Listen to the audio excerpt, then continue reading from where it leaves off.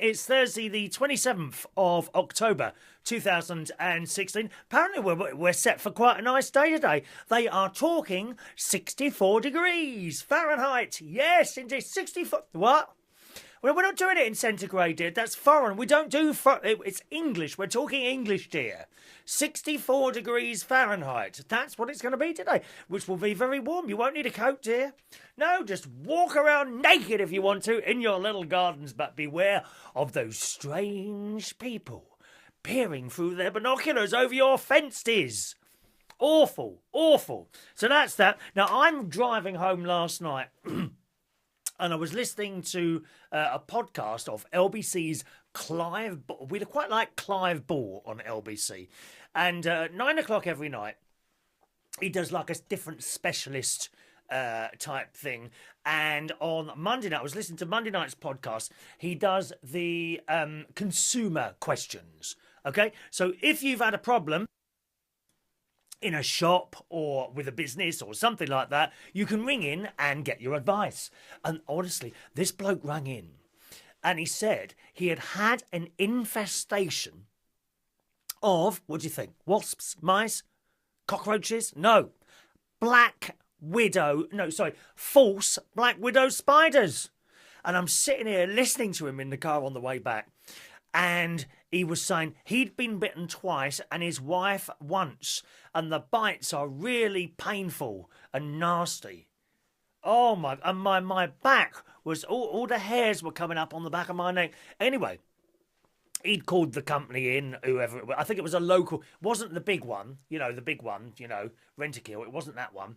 It was a local company wherever he lived or something like that. And they came in and they said they'd do everything and get rid of cobwebs, and when they'd gone, and he said they were there only about 20 minutes, and apparently they sprayed around the window frames. They couldn't spray out, this is exact words, and they couldn't spray outside the window frames because the stuff they were using was too poisonous or something. God's sake. So they sprayed inside. I don't know how that works. If you did it inside and not outside because it's too poisonous, maybe to other creatures or something. Anyway, so they were there about 20 minutes doing the spraying around the windows. I don't know, why only the windows though? Is that where they gather? False black widow spiders? Oh. And he said when they went, they were there 20 minutes. When they went, they hadn't even removed the cobwebs or things like that. Oh my God, that was awful. Can you just imagine that? I don't even know what one looks like. I must look it up. False black widow. He had an infestation of false black widow spiders. Where do they come from? Do they come from, like, if you buy bananas in a plastic bag? And do they come out of the plastic bag, like imported from another country or something? Very frightening, dear. Oh, no. Have you ever had a load of... I mean, I've had spiders. Not loads. But, one here and one there. There has been a couple of large ones. Not so much the body, but the legs. Horrible things. Oh, creatures from hell. It's every now and again, hell opens its doors and another 10 million spiders come through it, along with the wasps. And that's the other thing. Wasps next. My aunt has had a wasp's nest. Yes, her son went over there Sunday and he said, and my aunt said to him, "Can you have a look outside? I think there's a wasp's nest. I keep finding dead wasps in the it's not a greenhouse, not a conservatory. What's the other thing? Oh, orangery. She's got an orangery. That's the one with the bricks halfway up, I think. That's what. Anyway, she kept finding dead wasps in there. He's gone outside and there's swarms of them, dear. Swarms of them around her loft. Bzzz. So she rang the council on advice, and apparently they send someone out free of charge. And the bloke came round. He said, "All right, madam, go inside the house, lock all your doors and windows, and don't come out for a while." And he went up there. I said to her, what did he do? She said, "Well, I didn't go outside to watch." I said, "Well, did you ask?" And she thinks he sprayed some stuff there. And when he came back in, he said, "Right, it's all done now.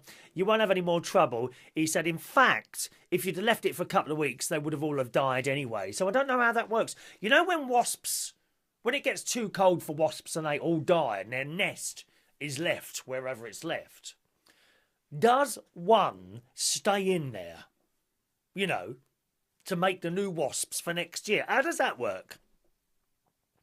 Where do they lay eggs somewhere? I don't know how wasps work. Do they lay eggs somewhere or something like that? I do know at this time of year, if you get a wasp in the house, they can be great big fat things. Oh, they're frightening. Evil creatures from hell itself.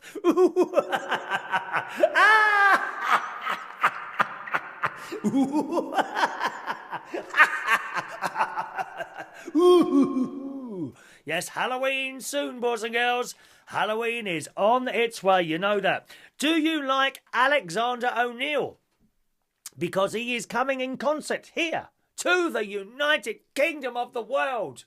And he's here November the 4th, November the 5th at the Jazz Cafe in Camden in London, December the 10th at the Margate Winter Gardens, and February the 10th at King George's Hall in Blackburn. Just ask him, because I was asked last night by Carla, who I used to work with at Belushi's. We had a great quiz last night.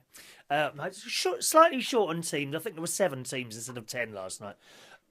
And a little group from Belushi's came, where I used to work about... it's actually over... I think it's 2 years ago now. I think 2 years ago, Belushi... Can you believe that? The Belushi's job finished 2 years ago. I was there for 5 years. And it was hard work there, but I had the time of my life working at Belushi's in London Bridge. Every week you'd get a completely different crowd. Belushi's is basically it's a hostel for travellers, young people generally, although not exclusively young people. Sometimes you get people as old as me, or even older, that like to travel the world and stay in places at a reasonable cost. Generally, you would stay in a dormitory, so I couldn't do that, could you? Oh, no, dear. I couldn't stay in a dormitory. I mean, the last time I slept with loads of people at the same time... No, not like that. Sorry, that's come out wrong.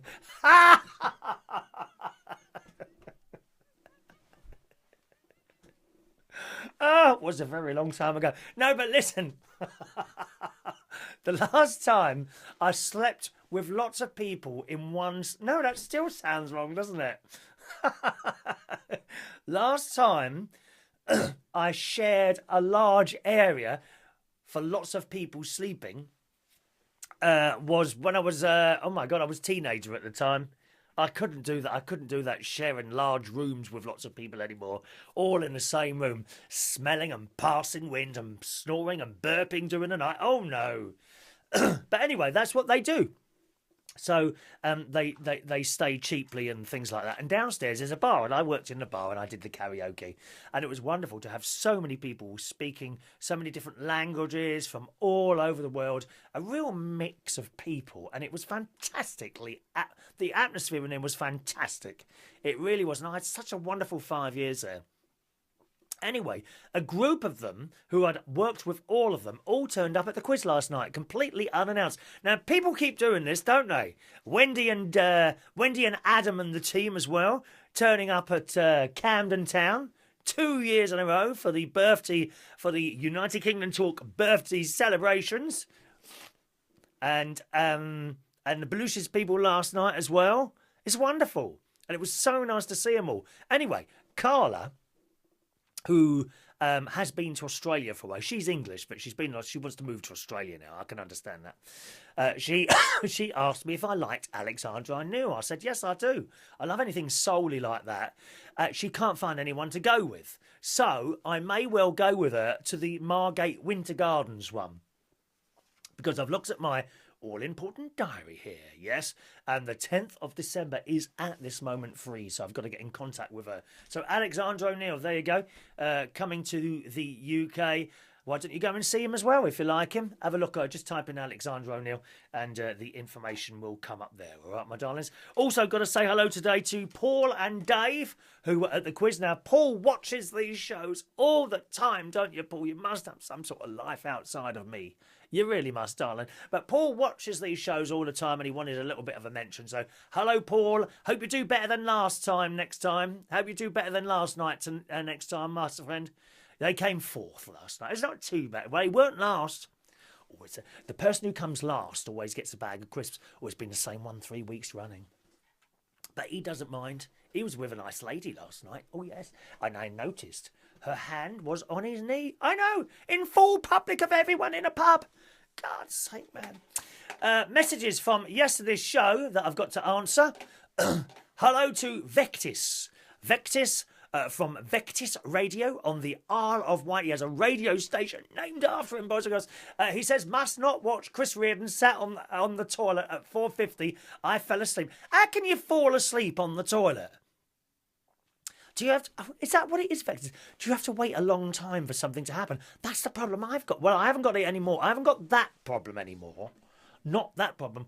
But my stomach is still a problem, and it's really starting to get me down now. I have to take this powder, and you're supposed to take a maximum of 3 a day. Well, I'm on those 3 a day now, and it is helping, but it just doesn't feel right. Just down, I'll show you, just down this bit here, this little bit here, this side here.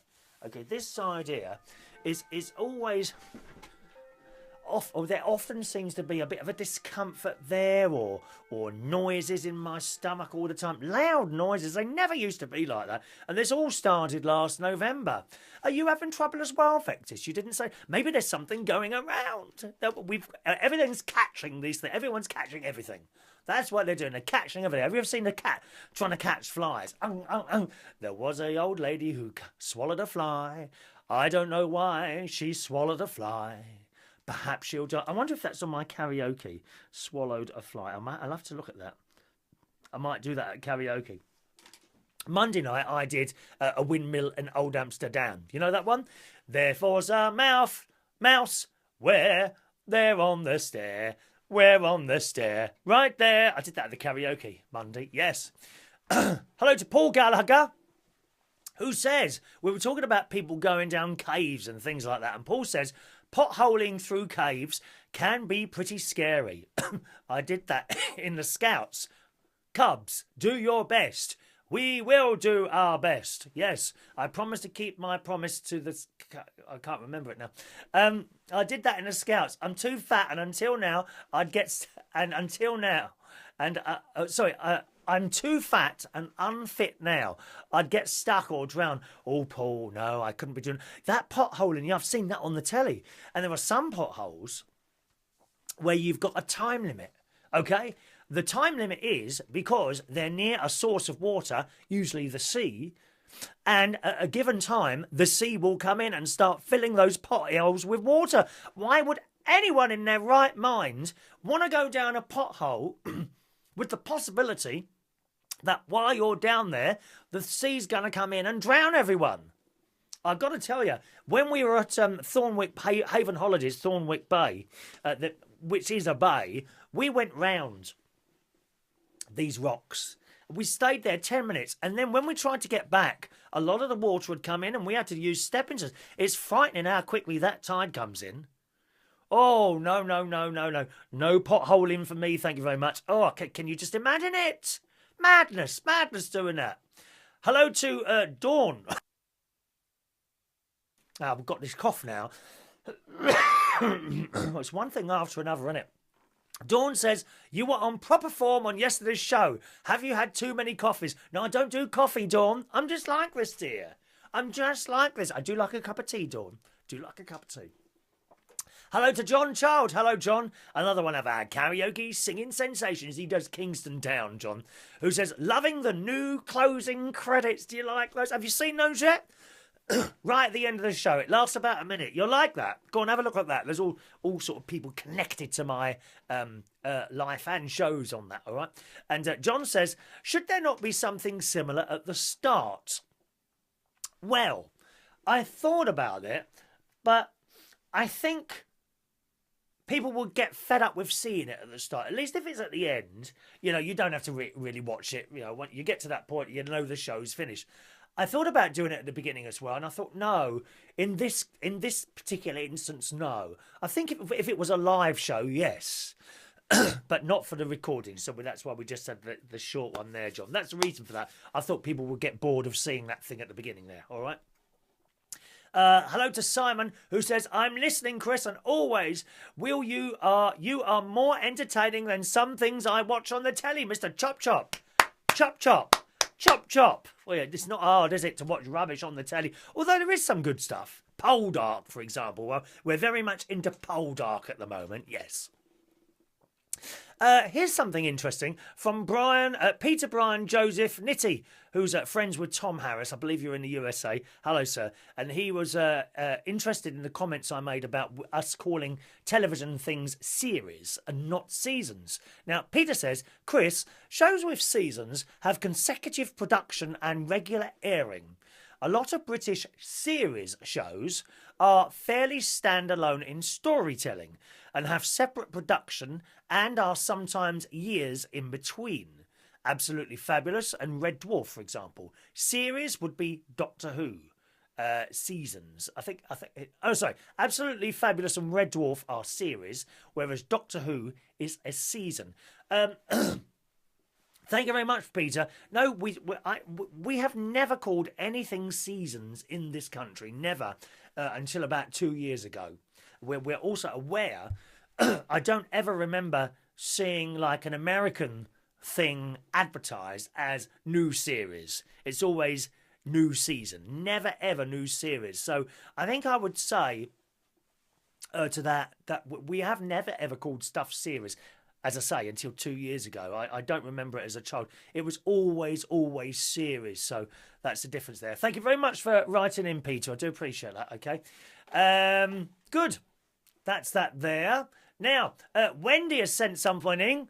Are you ready for this? Are you an ABBA fan? If you change your mind, take a chance. Mamma mia. Here we go again. Money, money, money. Waterloo. The day before you came. Boo-lay-boo. Thank you for the music. There is my very own ABBA Mega Mix. ABBA Mega Mix, yes. Here we go. This is on the ITV.com website. Yes, gang, there is still occasionally something of interest on ITV. And it says ABBA are to reunite, in inverted commas, after splitting more than 30 years ago. Now, it's not quite as you think here. One moment, please. Swedish pop group ABBA are to formally reunite for the first time since splitting up more than 30 years ago. What was the last? Was it 79? I think it was it 1979, their last tune? I can't remember now. The quartet will come back together to work on a project with music mogul Simon Fuller. Now, there's a name we know. Fuller, who notably managed the Spice Girls. Oh, so little talent. So little talent. Managed the Spice Girls, will work with a group which is being described as groundbreaking venture that will utilise the very latest in digital and virtual reality technology. That's like me. I'm utilising the latest digital technology. I'm getting closer to purchasing a new iPhone as well. I am. And the reason is I'm noticing some of the updates keep upsetting my iPhone 5S. I think I might get a 6S. I might get a 6S, I think. I won't get a 7. Far too expensive. Besides, it hasn't got a little headphone jack, has it?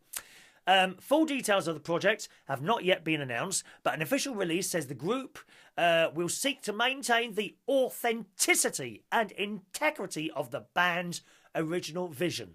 I hope this new ABBA creation will excite fans as much as it excites me. Absolutely. We've got to go and see this.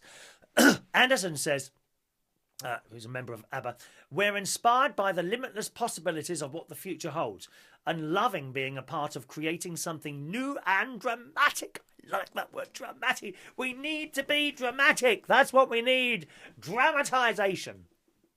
A time machine that captures the essence of who we were and are. The project aims to bring the ABBA experience to a new generation of fans and enable them to see, hear and feel the band in a way previously unimagined. I'm loving it. I'm absolutely loving that idea. I suppose it would be, is it holograms? Would it be holograms on the stage? Haven't that been done already with Elvis? I'm sure I saw an Elvis, something to do with Elvis advertised as like a hologram. Interesting. I'd be very, very interested to see that. So there we are. Let's do some birthdays today, boys and girls. It's birthday time. Good morning and happy birthday today to top karaoke singer and all-round good chap, Christopher Woodhouse. Happy birthday, Christopher. Oh, love. And you're older than me. I'm so pleased to know that. But you're not fat. Why are you not fat, Chris? Why are you not fat? Like, I can't shift this. I mean, maybe that's what that is down there. The problem with my stomach is fat. Me resting on fat. Why have you never got fat? God, so happy birthday, Chris. 54 today. All right, we're having a little bit of a celebration at Central Station tomorrow for his birthday. Happy birthday, Chris. Happy birthday today to David Blundell. 30. You've reached 30, David. David used to come and play at our quiz when I was hosting the quiz in South London near the Rotherhithe Bridge at the Mayflower. It's a couple of years ago now, isn't it? Happy birthday, Christopher. All right, sir. Not David. David. Happy birthday, David. Happy birthday to Abdullah. Happy birthday to Jamie Jackson. 32 years old today. Happy birthday, Jamie. Looking very butch in that grey T-shirt on your profile picture. Happy birthday, Jamie. Happy birthday this morning to Cat L. Kechagia. I hope I've got that right, Cat. Can I just call you a Cat? It's so much easier. Happy birthday, Cat. Happy birthday today to Ashley Jones. 25 years old today. Happy birthday, Ash. Now, which one are you? Are you the one on the right or the left, Ash? Are you the one in the dress? I don't think that's you. It's the one in the grey T-shirt, isn't it? Happy birthday, Ash. Let me find the other ones for you. Let me have a look. There it is. There it is back there. Alex Stutten, 49 years old today. And also Moly Moreaux, who is, have you got an age there? Oh, you're only 30. Such young people on here today. Everyone's younger, except you, Chris. Very, very old Christopher Woodhouse. Here comes the song.